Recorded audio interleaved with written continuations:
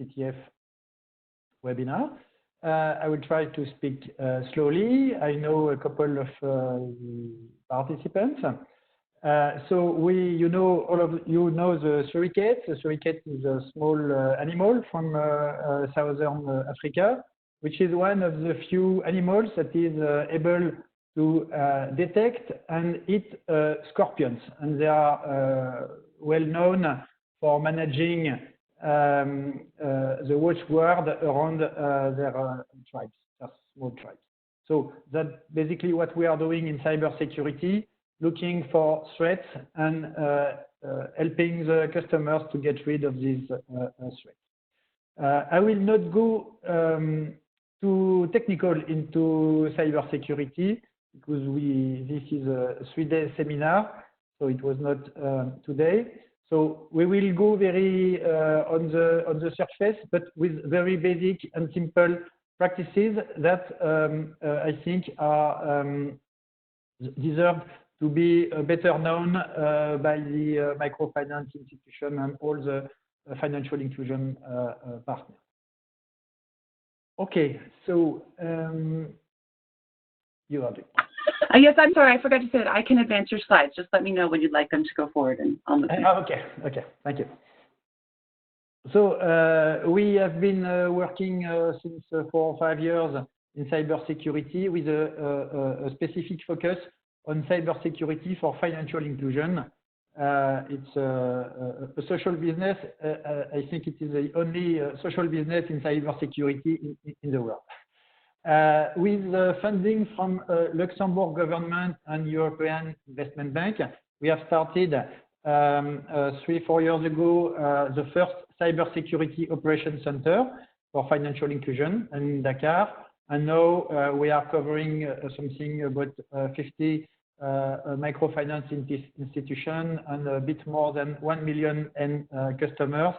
I always have trouble counting because we have a new customer and new networks that are joining permanently, and now we are discussing with quite a large international MFI network. So we do all the stuff in cybersecurity, but what we like the best, because we find it is the most efficient, is operational security, which is the ability to detect, remediate, and recover from cyber incidents. And this will improve cyber resilience. So we provide basically all services in cybersecurity, security supervision. It's like any supervision. We look within the IT system of the customer to see whether they have been attacked. And of course, we try to detect the attacks before the hackers have entered. Vulnerability scanning, penetration testing, awareness campaign, which is very important. And today, this talk is a part of this awareness campaign. Audits, advisory, and also a small tool, which we call cybersecurity flash diagnostic. We are working with SPTF to propose this to MFI that would be interested, that allows to assess the maturity of organization and identify priority actions. And I will shortly present this tool at the end of my presentation on the basic tools. And the last thing I will present, I will go fast, is a quite ambitious project we have for financial inclusion at the African-wide level. It is in the funding phase, and we have had very good news in the last days, but unofficial, so I cannot talk about them, which will aim to improve different levels of cybersecurity throughout the continent. Thank you, Emilia. So the COVID pandemic, of course, has driven many people to work from home very suddenly, sometimes or many times for the first time, and also for an unknown duration. You know probably that financial sector is one of the main targets for hackers for a very good reason. There is the cash, and these hackers now are international criminal networks.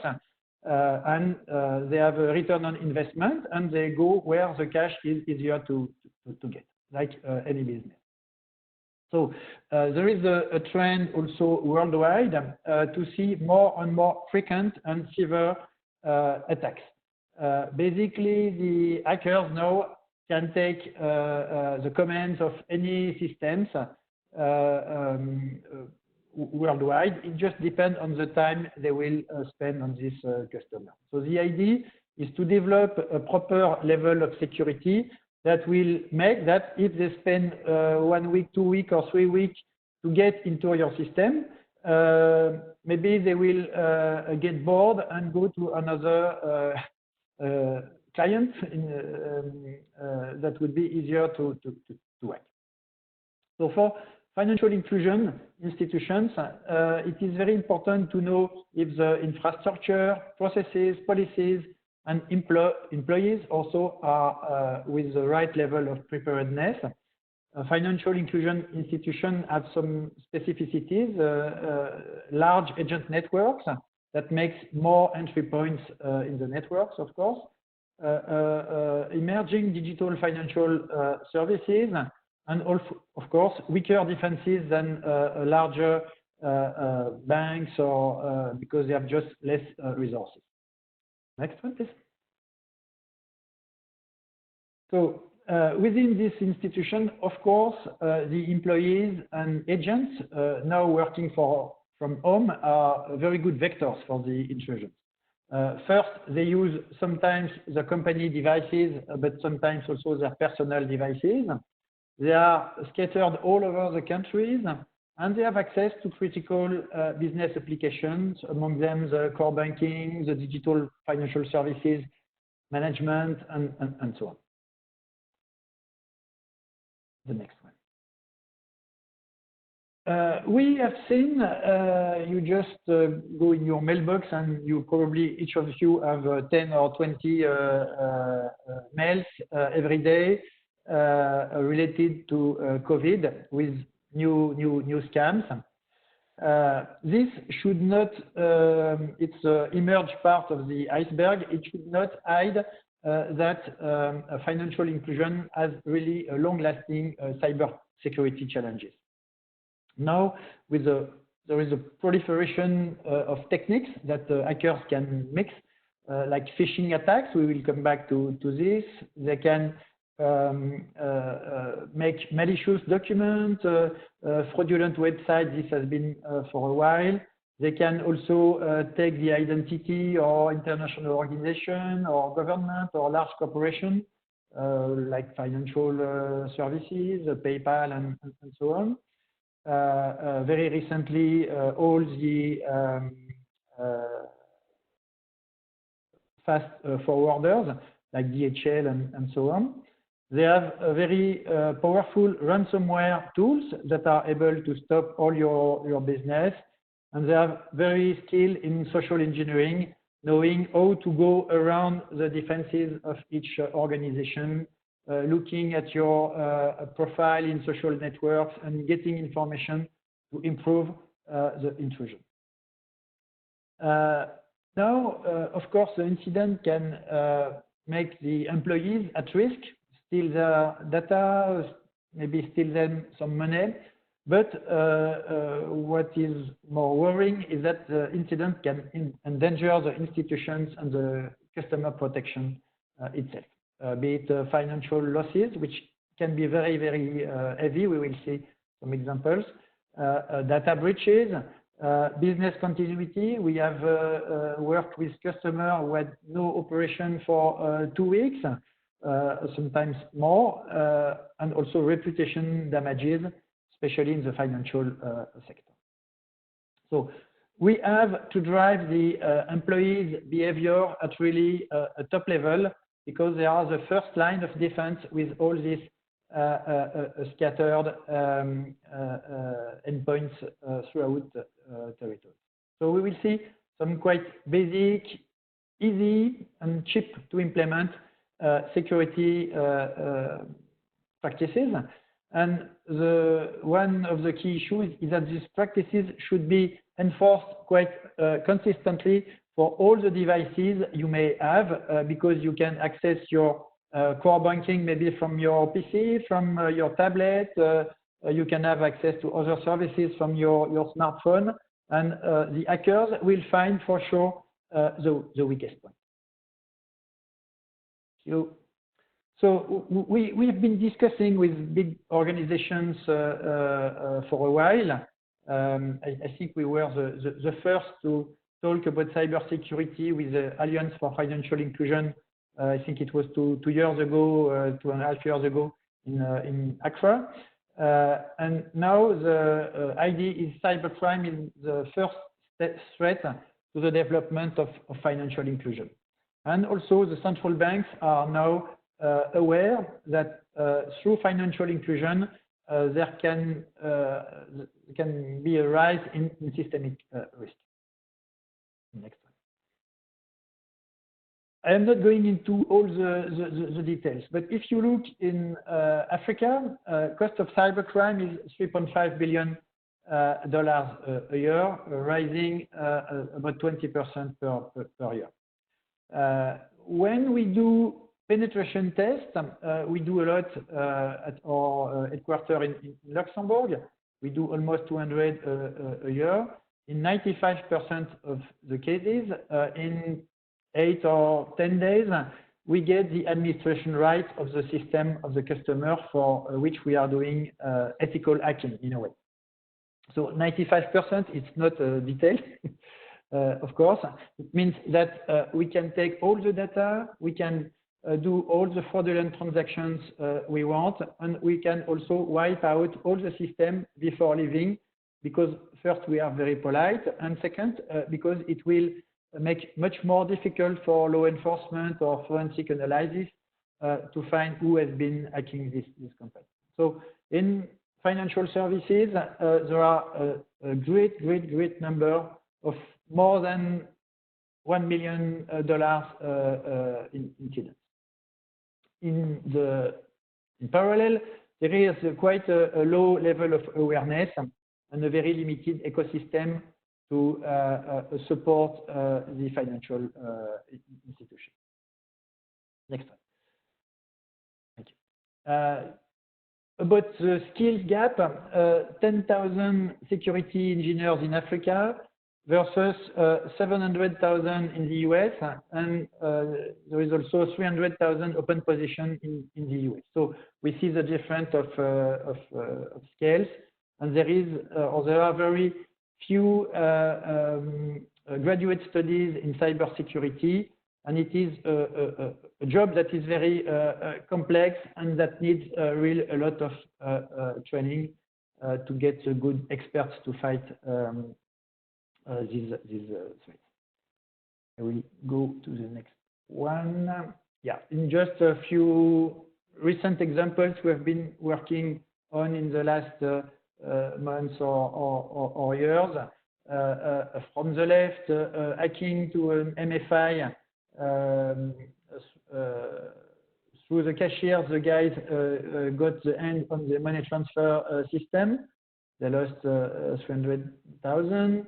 In another case, we stopped an attack where the hackers from China had started using the system of the MFI to do crypto mining. It's basically using the system of the company to produce cryptocurrencies. We had another case where the chief information officer of a large MFI had his PC hacked on Christmas evening, and he was the last one to work in the company, so we called him. And in few minutes, the hackers came through his PC and entered the core banking system and had started to do a fraudulent transaction just in 10 or 15 minutes, and so on and so on. Recently, we have had a big waves of ransomware. Ransomware is from one of your PCs.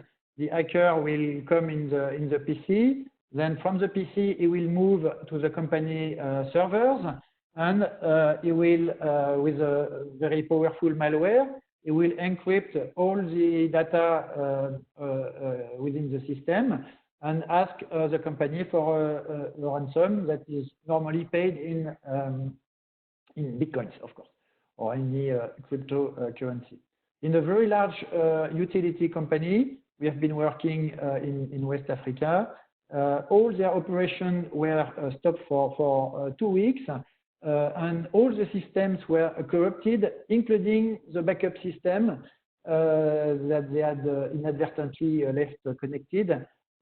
So I can tell you it was very difficult to recover. So this happened in the utilities. It could be in any bank or MFI or electronic money provider. Next one, please. Yeah. If you see, we focus mostly on Africa, and this map shows the structured cybersecurity team from government or private sector sometimes that are present throughout the world. And you see that in this central region, the number is very limited. That means that the community has to manage itself to protect. You cannot rely really on government, on law enforcement. The next one, please. Okay, let's go down on these tools and practices. We have prepared a note which was supposed to be a 2-pager. It turned to be a 3, with the same details. So I will go quite quickly, and you can to explain the principles, and then you can go and read the note. The first thing is, of course, the backup. And backup is not once a year. It is really easy to lose all your data, as I said before. So the malware are designed to take your data or destroy your data. I have a good example of a company in a large bank in Chile. They have lost $10 million in a hack, but at the end, the hackers they have wiped out 10,000 PCs and several hundred servers from the bank. So the CEO, when he wanted to start his bank again on the Monday morning, I can tell you it was probably quite difficult. So backup is the number one thing you have to do. You have many ways to do the backups on the company servers, on online backup services, which are now the more convenient. And you should focus on the documents, not on the systems, but really on your professional documents. And of course, disconnect when you use a mobile backup system, please disconnect it and put it apart in a safe place. If someone steals your PC, make sure he is not stealing also your backup. The next one. And so the backup is, even in large corporation, really a nightmare. So the second thing is to strengthen the password. So many times we see that all the default passwords are still applied. The famous 00, the famous password admin for the administration of IT systems and so on, including your PIN number in your phone. Your phone may have a lot of private but also professional data, so it is very important, and you can do it right now, please, to change your PIN so that it is not 00 or 2020. The second thing is using long and complex passwords. The question is, how do you remember this password, because it is not advised to leave the password on a post-it on your screen. So a good way of doing it is using paraphrases. I gave an example. It is time to go to work, John. So you take the first letter of each of this word, I, small, T, and so on, comma, and with this, you have produced a password that is much easier to remember than IIT2GTW, which is a bit difficult. Never communicate your password. Regularly change the password. This is because the hackers have many ways of breaking the password, so you have to change them regularly.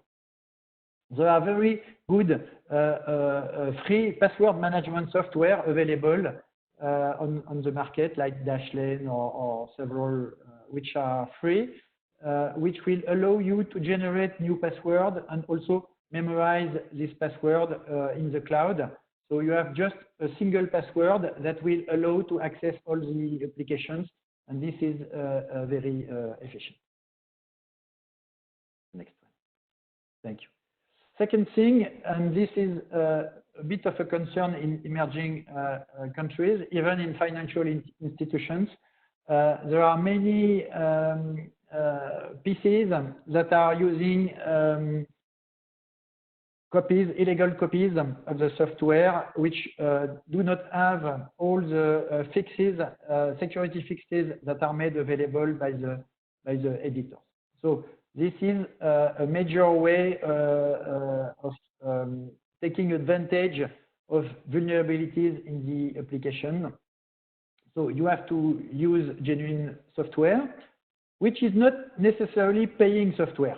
As I say in the tip, there are very good open source software, almost equivalent to commercial software, that are free by definition, and that are made that you can update regularly. You have to check also with all the Android smartphones. When we talk about digital financial services in emerging countries, in 95% of cases, when it is a smartphone, it is an Android smartphone and a cheap Android smartphone. And this one, after a few months or 1 year or 2 years, are not more supported by the manufacturer, because it is a cost for the manufacturer to update all these operating systems for a great number of devices. So they just stop producing security fixes for this smartphone. So this is very important for all the DFS users. And of course, update systematically to the latest version. So for this, there is a very good tip, is just make sure you use automatic update in your system configuration. Otherwise, even guys like me, we just forget to do it. So let it be automatic, and it is very, very good. Next one, please. Phishing attacks. Phishing attacks, this is a big concern now. You have probably every day phishing emails, so most of you know how it works.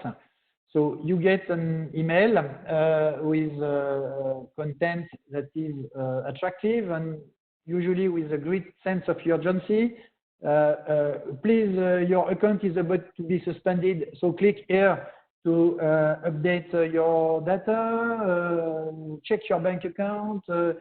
Now, I receive every day invoices from express forwarders, DHL and so on, telling me to check things about an order I never made. So they are quite keen on driving you to click at once. And they are also very good at taking the brand brand image, even the legal text in the email. They steal it from legitimate companies and build things that really look nice. And I can tell you, if every day I receive an email from PayPal, I take my PC, I look in every direction to make sure it is coming from PayPal. And if it is PayPal, I am not clicking on the PayPal. If it seems to be PayPal, I am not clicking on the link, but I go to my browser and I enter the web address, paypal.com, and then I can access to my account. So if the next one, please. If the hacker has managed to fool you, you have also opportunities to fool him, or at least to reduce his success rate. So when you get one email that looks suspicious, you have to check the sender address. So that depends on your web client. But normally you can hover your mouse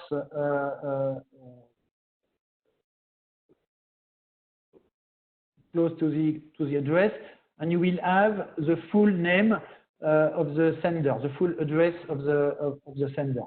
For example, you can send a message with a friendly name that is PayPal, but the technical name that you have to look for may be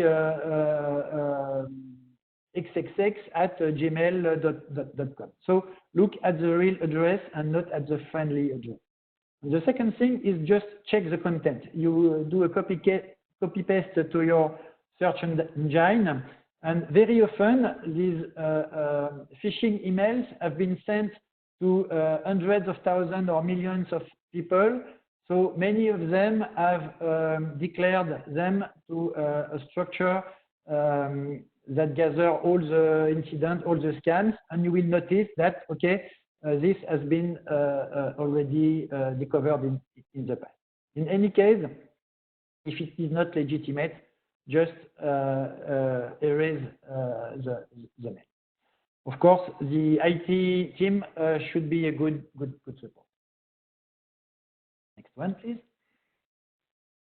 When you browse the web, of course, stay away from sites who have not a good reputation, be it gaming, gambling, software copies, and so on.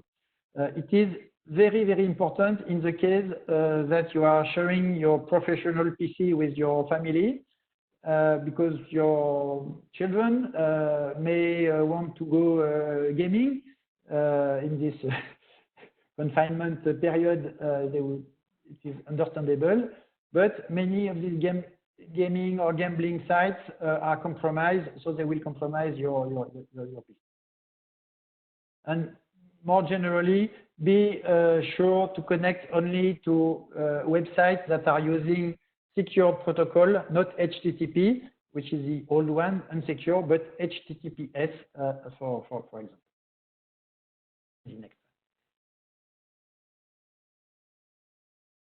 The Wi-Fi access is like the door to your house. It is better not to have the key all over your neighbors, and to have good keys. So set a strong password with the same principle I said before, and also activate a strong protocol, which is WPA2, and disable all the facilities like Wi-Fi protected setup, WPS.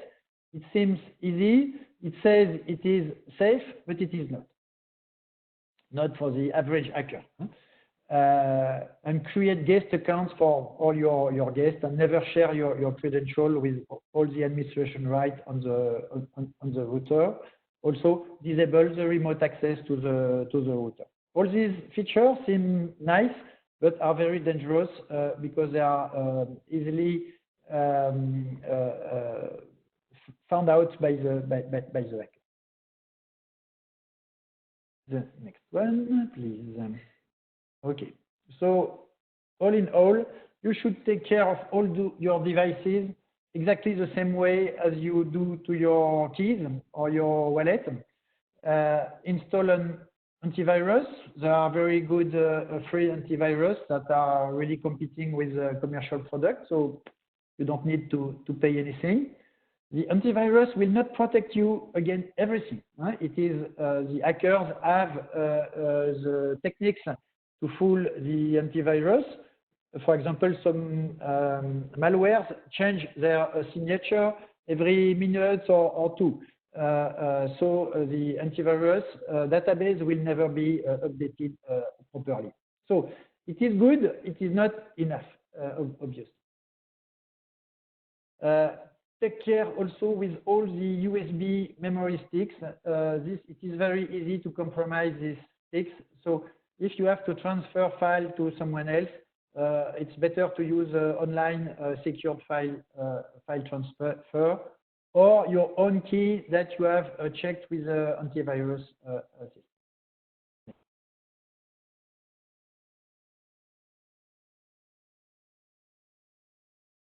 A very good practice whenever it is possible. I know it is not always easy, especially in emerging countries, is to have only professional activities on your professional PC. And do not lend it to relatives. And also, the other thing is not to install any software other than your IT guys have prescribed, if they have, but they should. And in larger corporation, normally you have a master that blocks everything from being installed. This is usually not available in small or medium companies, but you have to do the mastering yourself and not install utilities or software that has not been validated by your IT guy. The next one. Okay, last thing. So you are not alone. In two cases, for the support or in case you have a doubt about a suspicious activity, a suspicious document, just call your IT. They should know and they see all the users in the company, so they acquire some experience. And in case there is a serious incident, it is advised to contact the law enforcement. They will not necessarily do something to your exact case, but they will consolidate when they are organized properly, which is the level of expertise in cybersecurity is growing within LEA. So it is important to give them information so they can fight against the criminal networks. Okay, so I will not go into that. It is more for the 10th commandment for the company IT team. First, do awareness raising all the time because it's like sanitary or daily hygiene. Every day you shave or take a shower, and it is exactly the same with awareness. Repeat and repeat and repeat, and check that the people are doing it properly. Give a point of contact. Establish a central file sharing system. Apply the security patches in your own systems and monitor the systems closely, which is very far from being the case. Okay, so the flash diagnostic I told about is a tool that is based on international standard, which is ISO 27002 norm. It's a norm. The ISO 27 series is the norm from the International Standard Organization that is dedicated to information security. And it is this ISO 27002 is quite comprehensive and light. It splits all the key questions. Many of them we have just seen in the last minute, in 14 security clauses with 35 control categories and 130 elementary control. So it is very widely used for audits, due diligence, and so on. And it allows also to compare the maturity of one company to the other company, or one audit to another audit. So the flash diagnostic we have developed is a maturity assessment. We have selected a subset of about 80 questions that is dedicated for financial inclusion. And after the maturity assessment, we will do also a first level of recommendation that are very useful for improving awareness, essentially with the management and the IT team. And if you have not awareness at this level, you have no budget, and if you have no budget, you don't go very far. And also preparing a high-level action plan. So it is a one-day remote assignment, so we can do it now. No need to have a transport cost and anything, and we can do it in English or in French. So I will not go in the details, but the information security clauses, what is to be understood is that cybersecurity is not only a technical matter. It has some very technical points. Here you see number 10 is cryptography. This is for very top guys, communications, security, and so on. But there are many dimensions that are linked to organization, processes, awareness, compliance, business continuity. So it allows to take a holistic view of the cybersecurity, which is very essential. And when you take this holistic view, it will also allow to have a better discussion with your board, because when you go directly to the technical details, usually you lose your board, and they will just come back to you the next time you have a big incident and lost a million. So it is strongly advised to increase awareness within the board and explain them about this holistic point of view. Jean-Louis, I'm just jumping in to say we have just a couple more minutes, then we need to turn it over to Smart Campaign. So maybe 3-4 more minutes. Okay. So this is just a graphical representation of the maturity, what should be done in blue and what is done in red. And the next one. Yeah. So we will jump, we change the scale and go to the African level right now with a project we have called the African Cybersecurity Resource Center. I will not go on all the slides. Okay, and I will advance. I just want to pause right here to say, for the one-day diagnostic that Jean-Louis just mentioned, the 3 responsible inclusive finance facilities that SPTF runs are able to co-finance the cost of that one-day remote diagnostic. So if you are here on a call representing a financial service provider, or if you have partners that are financial service providers, and your partners are in either Africa, the Middle East, some countries in Asia, or Central America or the Caribbean, our facilities can co-finance that diagnostic. So you can reach out to me, or you can write info@sptf.info for more information. We are fast-tracking applications that are specifically related to COVID-19 response. So we have a simplified application form that is posted on each facility's website, and our steering committee members have agreed to review virtually so that we can get a response in about 2 weeks from the time of receipt of the application. So again, if that's something that's interesting to you, please know that there's co-financing, 50% co-financing of the cost, and it's a relatively light cost because it's a one-day remote review. So there's no travel, and Jean-Louis has kindly priced it, I think, very reasonably for FSPs. So with that, Jean-Louis, now I'll advance the slide, and please, just a few minutes on the Cybersecurity Resource Center. Thank you, Amelia. Yeah, the Flash diagnostic is also a good tool for investors, and it will complement all the due diligences that are being done. Okay, so the African Cybersecurity Resource Center has objective to improve the resilience of financial inclusion institutions and also protect their customers. The next one.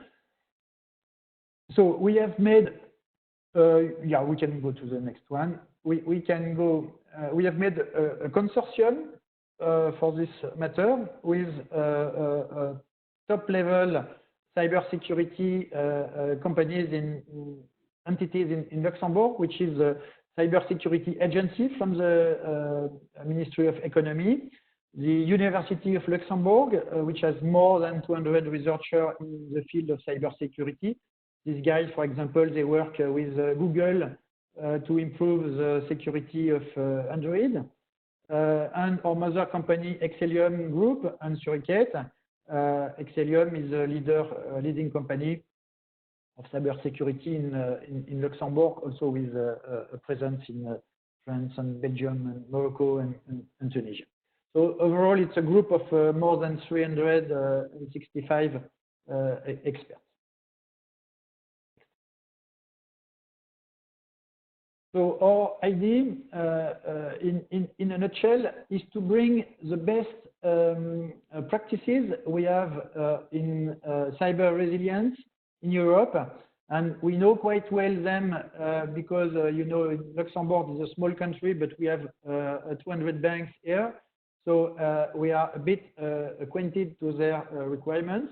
And the idea is to take this methodology and tools and expertise and do capacity building for African markets in the first step, and create resources locally and assist them to grow. And this is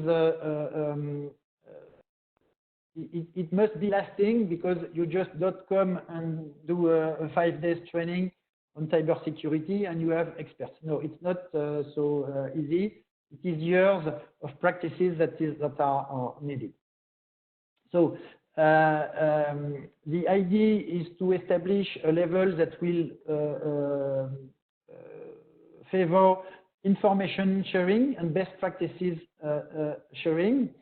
It is a public-private partnership approach. With as one of the objectives is inclusivity. It means that we want to bring solution to any FSP or financial inclusion company in the market. So of course, a company that has 1 million customers will not have the same needs as the one which has 3,000 customers. But all of them and all these end customers deserve to be better protected. Next one, please. So I'm sorry, but really just one more minute to wrap it up, and then we've got to go to Isabelle, because we have 12 minutes left. Okay. So we have built this structure. You will get the slide. So with a central structure and proximity teams throughout Africa, which is here this operational level. The next one, please. And we have a lot of focus on developing a trust circle that will allow information sharing with all the protection that is needed for sensitive data. We have a lot of focus on partnership with academics, professional associations, with local enforcement authorities, policymakers and supervisors, and so on. So the idea is really to build a community for Africa. We can also, we have to work with all the community. There are many structures that think about digital financial services, about financial inclusion, about cybersecurity, and so on.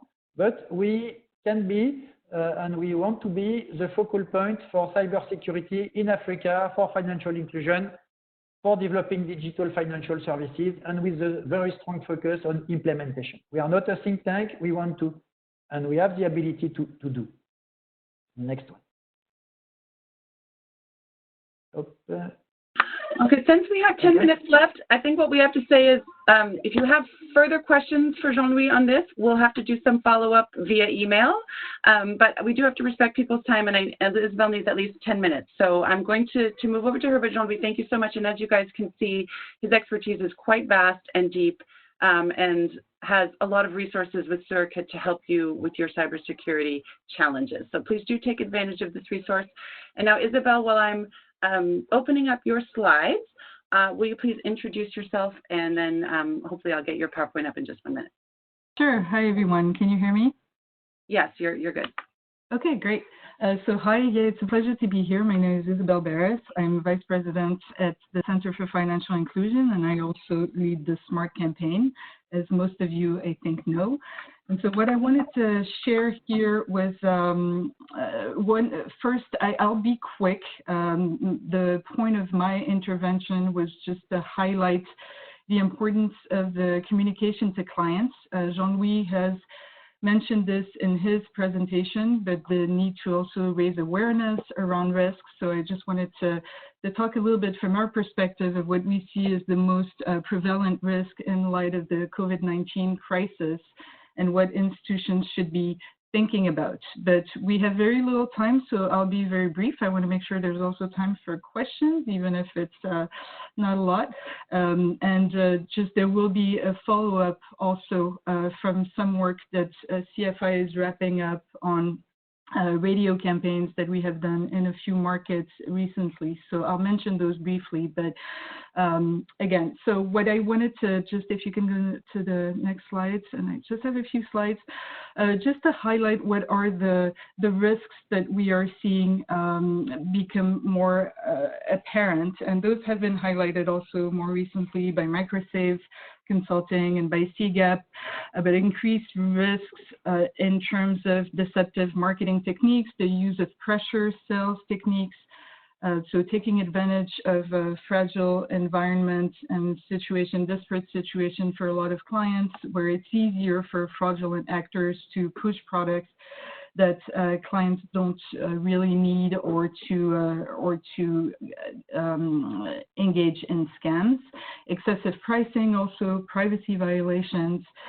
So I just want to highlight that what we're seeing in terms of the increased awareness of all those risks is really worldwide. It affects all markets, developing markets where base of the pyramid clients are being served, but also really countries around the world. So I have a few examples here from the European Commission. The Consumer Protection Cooperation Network has recently issued a notice to stop scams that are tackling unfair business practices on online platform in the context of COVID-19 virus.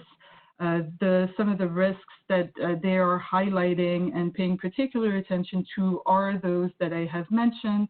So they're seeing the proliferation of deceptive marketing techniques to exploit consumer fears and sell products, both on the health side, but also financial side.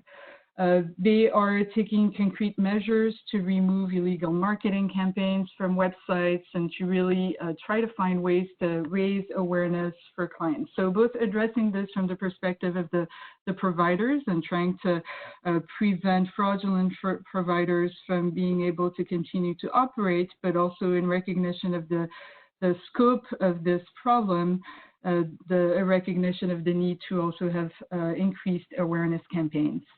A few other examples. So Microsave has also highlighted recently that there is an average of 100 mobile money users that lose money every week from fraud, and many, many more cases, as Jean-Louis also highlighted, that go unreported because customers do not trust the handling of such cases. So that also highlights the importance of having good complaints mechanisms.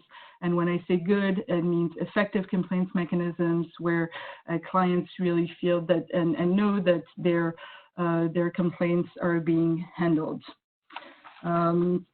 So we're seeing institutions that are communicating in the context of this crisis, institutions that are communicating with their clients extensively and that are encouraged to track the financial situation of the clients in order to best target and prioritize interventions. I'm sure you're aware of this tool, but a tool that was recently launched also by SPTF and a few other partners and is available on the SPTF website is a COVID-19 client interview tool. That's a great way to keep track of what's happening at the client level. We are looking at CFI doing more work also to track the risks, to track the incidents of fraud that clients are experiencing. So stay tuned for more on that. As I said, in addition to tracking the situation of clients, we really encourage institutions to increase the client awareness about the increased risks that were mentioned, and also to encourage clients to share recommendations. Clients to share what's happening so that institutions can communicate those to their broader client base. If you go to the next slide. So I won't go through that. I think Jean-Louis has highlighted already a number of examples of how fraud can come about. I just want to mention some work. The radio campaigns that we did were client awareness campaigns around consumer protection issues and a lot of the issues that I'm talking about here. And as I said, we'll be sharing those results. So I won't go into this now, but we'll make sure to send you also that information. So next slide. So what can providers do? This is really what I want to focus the next few minutes on. So just reinforce key messages, especially the ones around data privacy and data security. So all of the information that Jean-Louis has covered in terms of what institutions can do at their level, also communicating what clients can do, reminding clients about the complaints channel and encouraging them to use them and report frauds or scam, and inform clients of known scams. Next slide. So reinforcing the key messages. Here we have, jointly with SPTF, the SMART campaign had developed a number of tools targeted mostly at the financial providers and what they need to do to strengthen their practices in order to protect their clients. And a few of these resources are focused on communication with clients, highlighting to clients or communicating to clients both their rights and responsibilities. So we've taken a look at some of these resources and just feel that in the current context of COVID-19, although all the consumer protection issues that are on our radar and are part of the 7 client protection principles are all still relevant and important, there is a need to prioritize and to really focus on the short-term and experienced risks that clients are more likely to experience in the time of this crisis. So we are here, what I've done is just highlighting the recommendations on communication to client around more the issues of data privacy and data security. So read or discuss client privacy agreements, ask if you have questions, keep your information updated, reminders about how to protect information and not sharing confidential information in light of the increased risks of fraudsters taking advantage of the situation, and also the importance for clients to inform the institution if they think that their personal information has been misused, misappropriated, lost, or stolen. You can go to the next slide. Yeah. So reminding clients of complaints channel. So this, again, there's a lot of things that institutions should be doing to strengthen their systems and security protocols. But there's always going to be limitations also to how they can protect clients, given that given the unscrupulous providers that are going to be targeting their clients also. And so it just reinforces the importance of really having the institutions have open channels of communication with the client and encouraging them to report instances of fraud or scams so that the institution can then take this information and share it with the broader client base. Isabelle, I have a question for you. Do you have like a specific brief or a tool or anything that is for guiding FSPs to do this kind of awareness raising with their clients? Not specifically. I mean, there is a tool that had been developed on onboarding new clients and the communication, highlighting the most important communication to have between the institution and the client. So I think that's the one that I'm referencing here, and I can send the link again.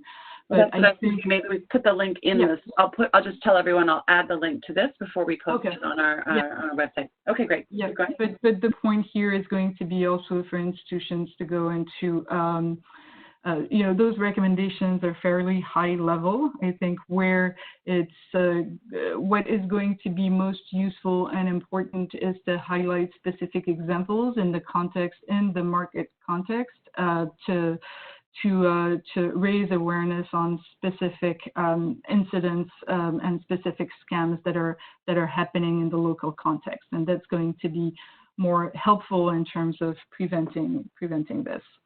So I'm just flagging this, that there will need to be some contextualization of that. So I don't have time to go into more details, but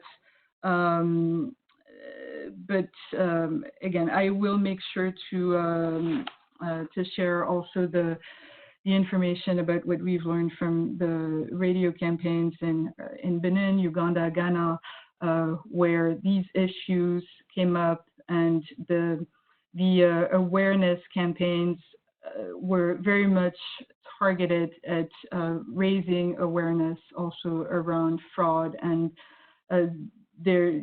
you'll see more specific examples in the context of these three markets of the types of messages that have been communicated to clients. So I will stop here.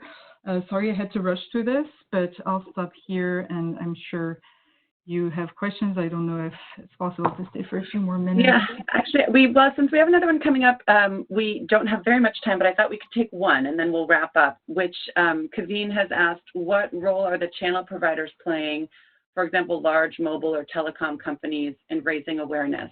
So that's either for you or for Jean-Louis. Have you seen efforts from those kinds of entities in raising awareness about cybersecurity?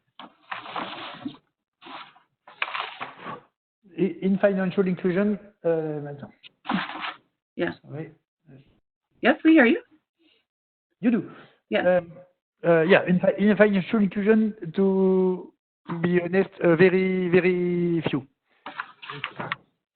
I mean, we definitely have seen, in our efforts both in Uganda and Ghana, for the radio campaigns, we had MTN, so MTN Uganda and MTN Ghana that were involved in the projects, and they were part of kind of providing this advice and messages to the listeners. So, for example, in Uganda, the messages from MTN Uganda were around never sharing PINs with anyone, never mention the PIN out loud, changing the PIN regularly, especially if the PIN is suspicious, recommendations about how to go about choosing the PIN so that it's not obvious birth date or 12345 or 000. So we have seen that from telco companies on reporting also stolen SIM cards, and so I think not sure at this stage the extent to which this level of awareness is prevalent, but I think there's definitely some examples of that. But there is still much to do. In Africa, in the 54 countries, I think there is only 15 or 18 that have a national cybersecurity center from the government. So 30 have or more have nothing. So there may be a business initiatives or associations, but it's anything. Okay, so I'm sorry to have to cut this off. Thank you, everyone. Thank you especially to our speakers. Thank you, Jean-Louis. Thank you, Isabelle. They're doing double duty today because they're staying and doing the Francophone version of this same presentation in just a little bit. Thank you to all of you for your participation. And again, please do check our COVID-19 resources page for the resources that you see today, but also the others that we've mentioned, such as the client interview tool, and we have some others specific to managing operations in this time of pandemic. And if you have follow-up questions, you can always email us. And again, please do take advantage of the co-financing offered by facilities to help your institutions or your partner institutions improve their cybersecurity. So thank you very much, everyone. Have a good day. Goodbye. Thank you. Bye, everyone. Thank you so much. Bye-bye.